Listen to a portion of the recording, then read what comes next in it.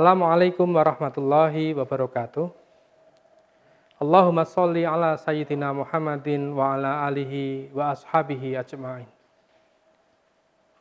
Pada video yang telah lalu, telah disampaikan mengenai akidah, tauhid, iman, kemudian penyakit tauhid. Nah, yang terakhir ini, apa sih sebenarnya interkoneksi antara iman, kemudian tauhid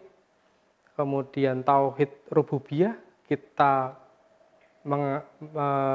mengesahkan Allah, kemudian tauhid uluhiyah, peribadatan kita kepada Allah, kemudian iman kita kepada Allah, sampai dengan iman kita kepada qada dan qadar.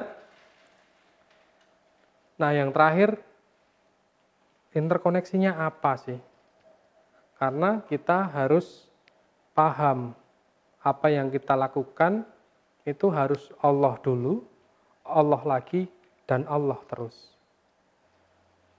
Karena Allah menciptakan alam semesta seisinya tanpa ada bantuan dari siapapun. Hanya Allah yang patut disembah dan tidak ada Tuhan selain Dia. Kemudian Rasulullah Muhammad SAW merupakan pembawa risalahnya. Apa yang dituntunkan oleh Rasulullah maka harus kita ikuti, larangannya harus kita jauhi. Kemudian penyakit-penyakit tauhid, syirik, penyakit tauhid, nifak, kufur, bid'ah harus kita jauhi. Kita dalam kehidupan kita, mungkin teman-teman mahasiswa pernah merasakan senang, pernah merasakan sedih, pernah merasakan putus asa, pernah merasakan tidak punya apa-apa. Ke dalam ketidaksenangan kita, keputusasaan kita, kesenangan kita, kelonggaran kita, kesempitan kita, kita harus ingat bahwa di sana ada Allah. Ketika kita mengalami takdir yang buruk, apa yang harus kita lakukan? Ketika kita mengalami takdir yang baik, apa yang harus kita lakukan? Ibadah apa yang harus kita giatkan?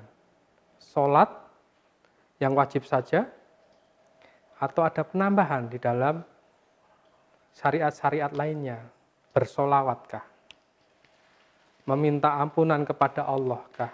Bertaubatkah? Manusia kadang ketika dalam keputusasaan, ke dalam ketidakmampuan, datang kepada makhluknya. Sambat bahasane Jawa. Bolehkah itu?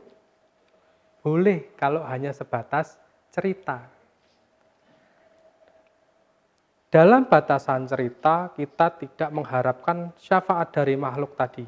Tapi ketika kita mengharapkan syafaat dari orang yang kita ceritakan tadi, apa yang terjadi? Bisa jadi kita jatuh ke dalam syirik, dalam musyrik.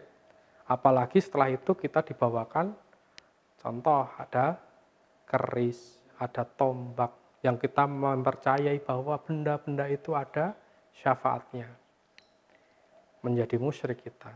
Atau ketika kita suka dengan lawan jenis, suka dengan laki-laki atau suka dengan perempuan, kita datang ke orang yang bisa membuat lawan jenis kita menyukai atau suka kepada kita, maka kita akan terjerumus kepada kemusyrikan.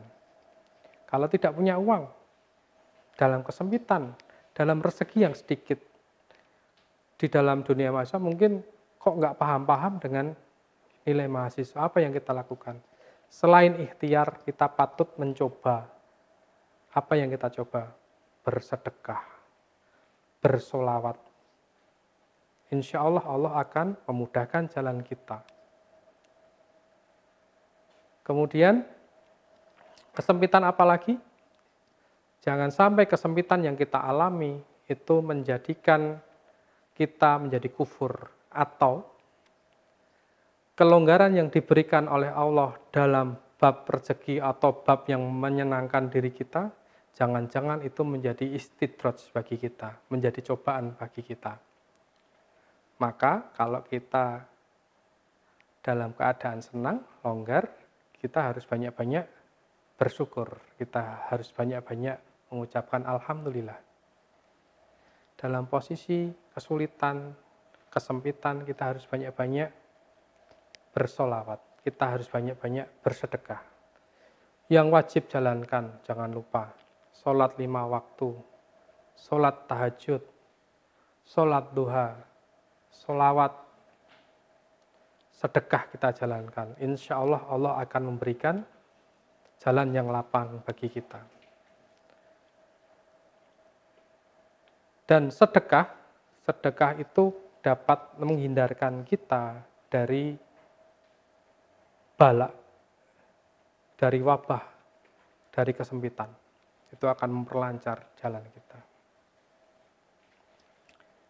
Kemudian, seperti kata-kata orang tua kita, terkadang kesempitan kita, kefakiran kita, kemiskinan kita itu membawa kita kepada kekufuran, kepada kesyirikan. Jangan sampai hal itu terjadi. Untuk menghindari itu, maka marilah kita banyak mempelajari materi-materi di dalam video yang lainnya mengenai ibadah. Kemudian mengenai hal-hal yang kita perlu belajar lebih dalam tentang agama Islam dan bagaimana cara mengamalkannya. Semoga kita dapat selalu mengingat Allah dulu, Allah lagi, dan Allah terus di dalam semua perbuatan kita. Apa yang kita alami hari ini, Allah sudah tahu. Allah sudah mencatatnya di dalam buku kita, buku takdir kita. Jadi ketika tidak terkabul doa kita, bukan berarti itu yang tidak terbaik bagi kita. Akan tapi kemungkinan Allah menunda atau Allah nantinya akan memberikan yang terbaik menurut Allah, bukan menurut kita. Demikian, semoga kita selalu mengingat Allah dulu, Allah lagi, dan Allah terus. Semoga bermanfaat bagi teman-teman mahasiswa sekalian. Terima kasih. Wabillahi taufiq wal hidayah. Wassalamualaikum warahmatullahi wabarakatuh.